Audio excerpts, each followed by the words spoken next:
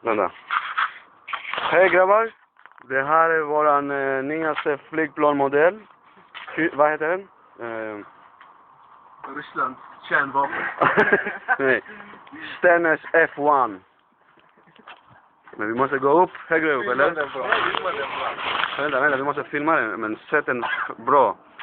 Inte så här, bre. Så, bre. Åh, som det flyger, typ. Vänta, vi ska göra en runt...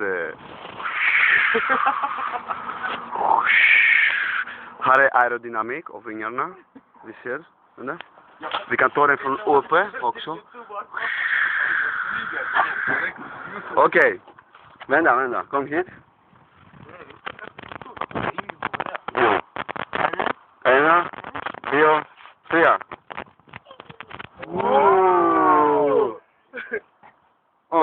Det var mer balans där. It's bye-bye för flygplanet.